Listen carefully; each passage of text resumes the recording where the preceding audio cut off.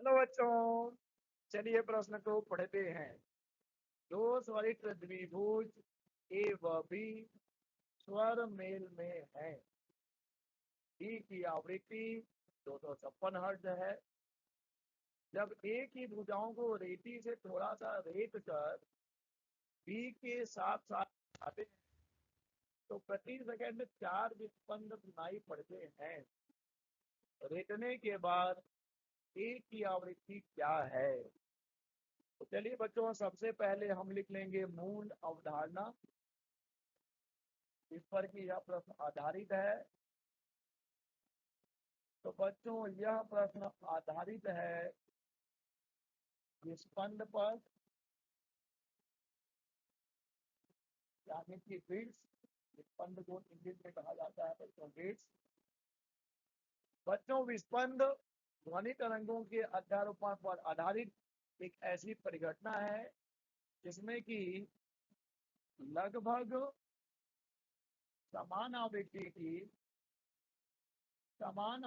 की दो ध्वनि तरंगे जब माध्यम के किसी बिंदु पर अध्यारोपित होती हैं तो उस बिंदु पर ध्वनि की तीव्रता में आवर्ती परिवर्तन होने लगता है।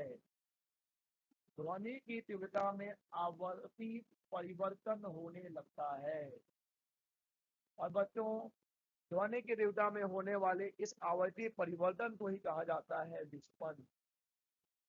तो बच्चों, विस्पंद हमें समझ में आ गया है कि विस्पंद ध्वनि तरंगों के अध्यारोपण पर आधारित एक परिघटना है जिसमें कि दो ध्वनि तरंगे जो एक ही दिशा में गतिमान है और जिनकी आवृत्तियां लगभग समान है, जब वे अध्यारोपित होती हैं तो जिस बिंदु पर भी वे अध्यारोपित हो रही है वहां पर ध्वनि की तीव्रता में आवृत्ति परिवर्तन होगा, अर्थात वहां पर हमें उतार चढ़ाव देखने को मिलेगा।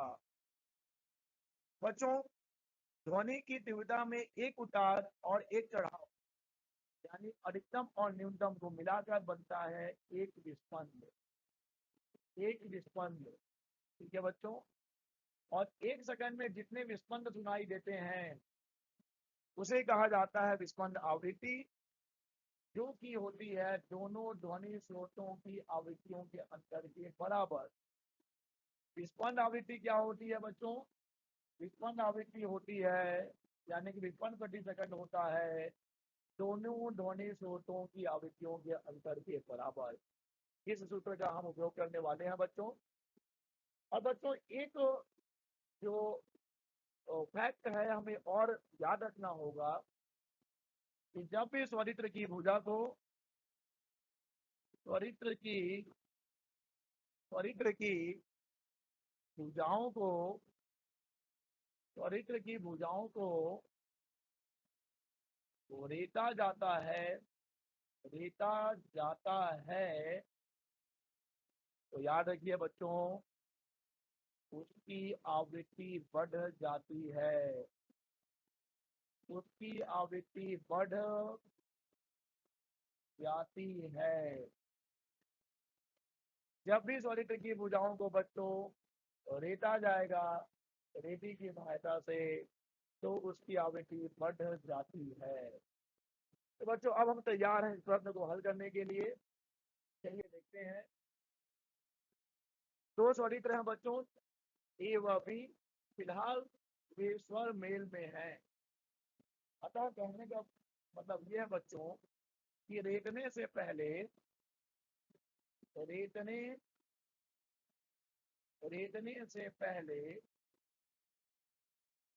रेतने से पहले क्या था बच्चों? एक की आवृत्ति किसके बराबर है बच्चों? बी की आवृत्ति के बराबर है। ए और बी दोनों की आवृत्तियां बराबर होंगी और क्योंकि बी की आवृत्ति 256 हर्ट्ज दी गई है, अतः इस स्थिति में ए की आवृत्ति और बी की आवृत्ति दोनों की आवृत्तियां कितनी होगी बच्चों? 256 हर्ट्ज होगी। अब जब हम ए की भुजाओं को रेती से थोड़ा सा रेतेंगे बच्चों तो हमें मालूम है कि ए की आवृत्ति बढ़ जाएगी। तो मान लेते हैं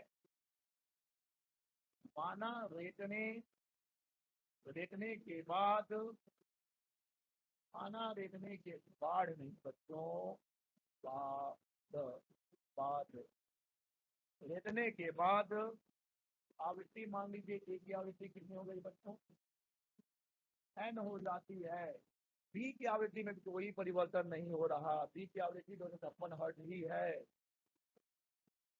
और बच्चों रेतने के बाद हमने मान लिया कि ए की आवृत्ति एन हो जाती है। अब कितने विस्पंद प्रति सेकंड मिलेंगे बच्चों, 4 विस्पंद प्रति सेकंड सुनाई पड़ते हैं। अतः अब विस्पंद आवृत्ति 4 हो गई है। अतः अब एन माइनस 256 बराबर 4, यानी कि एन माइनस 256 प्लस माइनस 4, यानी कि एन बराबर 256 प्लस माइनस 4। एक बार धन ले लीजिए, एक बार ऋण ले लीजिए, तो आपको मिल जाएगा एन बराबर 260 हर्ट्ज। ठीक है बच्चों, और अगर आप ऋण लेंगे तो आपको मिल जाएगा 252 हर्ट्ज। ठीक है बच्चों, एन बराबर 260 हर्ट्ज और एन बराबर 252 हर्ट्ज। अब सवाल यह है बच्चों कि हमें एन की दो संभावित आवृत्तियां मिल रही हैं, एक 252 हर्ट्ज और एक कितना बच्चों, 260 हर्ट्ज। इनमें से सही उत्तर कौन सा होगा? याद करिए बच्चों, मूल अवधारणा में हमने लिखा है कि जब भी किसी त्वरित की भुजाओं को रेती से थोड़ा सा रोका जाता है तो उसकी आवृत्ति बढ़ती है। ठीक है बच्चों, तो रेतने से पहले आवृत्ति कितनी थी? तो रेतने से पहले एक की आवृत्ति भी 256 थी। रेतने के बाद आवृत्ति बढ़नी चाहिए, तो बढ़ेगा कितनी हो सकती है बच्चों, 260 हो सकती है। अगर आप 252 लेंगे तब तो ये घट गई ना, घटनी नहीं है ना बच्चों, बढ़नी है। तो बढ़ने की स्थिति में हम ए की आवृत्ति कितनी लेंगे बच्चों? अतः ए की आवृत्ति हो जाएगी 260। ठीक है बच्चों, रेतने के बाद ए की आवृत्ति हो जाएगी 260 हर्ट्ज। आशा करते हैं आपको समझ आया होगा। धन्यवाद।